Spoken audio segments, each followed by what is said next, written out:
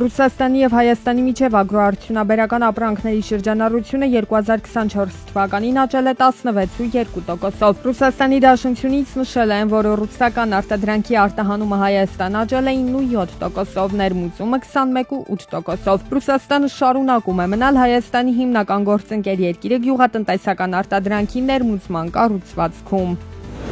Ֆինանսների նախարար Վահե Հովհաննիսյանը Արժույթի միջազգային հիմնադրամի վարկային ծրագրի 5-րդ վերանայման այցի շրջանակներում հանդիպել է Արժույթի միջազգային հիմնադրամի հայաստանյան առաքելության ղեկավար Իվա Պետրովայի գլխավորած պատվիրակության հետ։ Կողմերը ընդգծել են պահուստային ծրագրի կարևորությունը դրամավարկային և կառուցվածքային բարեփոխումների կյանքի կոչման գործում, արժևորելով արդյունավետ համագործակցության շարունակականությունը ծրագրի հետագա ընթացքի, ինչպես նաև ռազմավարական գործընկերության համար։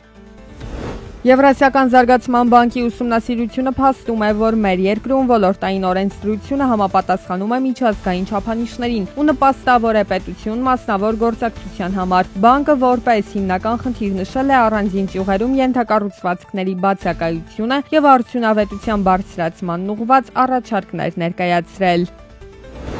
Մայրաքաղաքի տնտեսական զարգացումը, զբոսաշրջության աճը և բնակչության թվի ավելացումը նպաստում են անշարժ գույքի շուկայի ակտիվացմանը։ Երևանի անշարժ գույքի շուկան վերջին տարիներին ցուցադրում է կայուն աճ։ Ըստ պաշտոնական տվյալների 2024 թվականին համեմատած նախորդ տարվա հետ մայրաքաղաքում անշարժ գույքի գործարքների քանակը աճել է 12%-ով։ Բնակարանների 1 քառակուսի մետր մակերեսի հաշվարկով շուկայական միջին գինը Երևանի կենտրոն վարչական շրջանում նախորդ տարվա հուլիսին կազմել է 900.000 դրամ։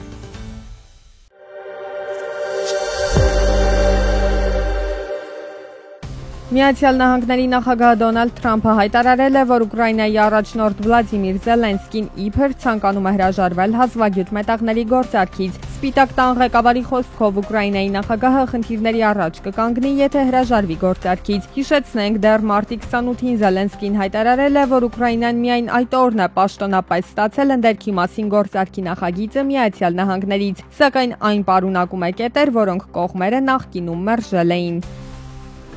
Գերմանիան իր ոսկու պահուստի 37%-ը վստահել է Միացյալ Նահանգներին, բայց այժմ ռիսկ կա, որ Գերմանիան չի կարողանա վերադարձնել իր պաշարները։ Գերմանական իշխանությունները դատապարտում են Սպիտակ տանը Մոսկվայի հետ շփումներ հաստատելու համար, նույնիսկ չեն բացառում Վաշինգտոնի հետ հարաբերությունների խզումը, եւ չնայած գերմանական կարգավորողը շարունակում է Միացյալ Նահանգներին համարել հուսալի, այնուամենայնիվ երկու երկրների հետագա համագործակցության շուրջ հարցեր կան։ Ավելի վաղ հարկ վճարողների եվրոպական ասոցիացիան հորդորել էր Գերմանիային պահանջել իր ոսկու պահուստի վերադարձը Միացյալ Նահանգներից։ Տաջիկստանի նախագահը առաջարկել է քրեական պատասխանատվություն սահմանել էլեկտրաէներգիայի համար չվճարելու և գողանալու դեպքում։ Նախագահը անհանգստություն է հայտնել աշուն ձմեռ սեզոնում էլեկտրաէներգիայի ոչ ռացիոնալ օգտագործման և նորմայից բարձր կորուստների առնչությամբ։ Ամեն տարի Տաջիկստանի բնակիչները դժգոհում են էլեկտրաէներգիայի մշտական անջատումներից։ Արծաթը թանկացել է, հասնելով 13 տարվա ընթացքում առավելագույնին ակտիվների հանդեպ ներդրողների հետաքրքրության բարձրացման ու համաշխարհային առևտրում լարված իրավիճակի պատճառով։ Արծաթը թանկացել է 0.6%-ով 1 ունցիան 34.855 դոլար է։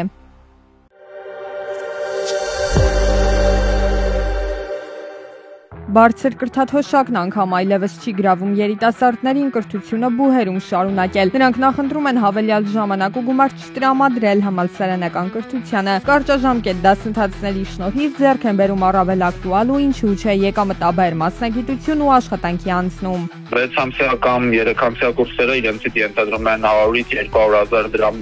վճար, որը նաև հնարավորություններ են տալիս լավագույն կամպանիաներում աշխատանք գտնելու ու բարձր վարձատրվող աշխատավարձով։ Կրթության փորձագետը ուսանողի դիտարկման մեջ ճշմարտություն է տեսնում, բուհում սովորելն ու ընդհանրապես ուսանող լինելը այսօր թանկ է։ Հայաստան բարձրագույն կրթությունը թանկ է։ Ուսման վարձերը շարունակաբար թանկանում են։ Երևանում ապրելը հավասարվել է արևելյան եվրոպական շատ երկրների մակարդակի եւ մարզերում ապրող մարդկանց համար հեշտ չէ Երևանում ուսանող պահելը։ Կրթության, գիտության, մշակույթի եւ սպորտի նախարարությունում գիտեն իրավիճակի մասին ուսանողներին գրավելու մեթոդներ են կիրառում։ Օրինակ, բնագիտա-մաթեմատիկական ուղղվածությամբ սովորողներին խրախուսելու համար բարձր կրթաթոշակ են սահմանել մոտ 70,000 դրամ։ Կրթության մյուս փորձագետը սակայն կարծում է, որ սա նույնպես դեռևս զգալի արդյունքներ չի տվել, որպես օրինակ բերում է Ագրարային համալսարանի վիճակագրական պատկերը։ Վերցրեք եւ տեսեք օրինակ անցած տարում քանի հոգի է ընդունվել Ագրարային համալսարան, ունենալով այդ հնարավորությունը։ Պարզվում է, որ Ագրարային համալսարան ընդունվողների թիվը վերջին 3-4 տարվա ընթացքում ավելին չէ, քան 40-60 հոգի ընդամենը։ Մարդը մտածում է, լավ, ասենք 4 տարի նա սովորի համապատասխան բուհում եւ ստանա կրթաթոշակ։ Արդյոք դա երաշխավորում է, դրանից հետո նրա կյանքը ոչ մի երաշխիք։ Ծրագրավորումը, գրաֆիկ դիզայնը, մարքեթինգը բավականին պահանջված են աշխատաշուկայում, վարձավճարն էլ հավասար է բուհի գրեթե 1 տարվա վճարին։ Հայկական շուկայում ջունիորը կարող ստանա 150-ից մինչև 300,000, մենք ուսանող ենք ունեցել մինչև 350,000 սկսնակ մտել է։ Միդել կարգավիճակը կարող ստանա 250,000-ից մինչև 500,000 դրամ, սենյորը արդեն կարող 500-ից վերև ստանա։ Այդ ավարտելուց հետո մենք սովորեցնում ենք ինչպես ճիշտ դիմել,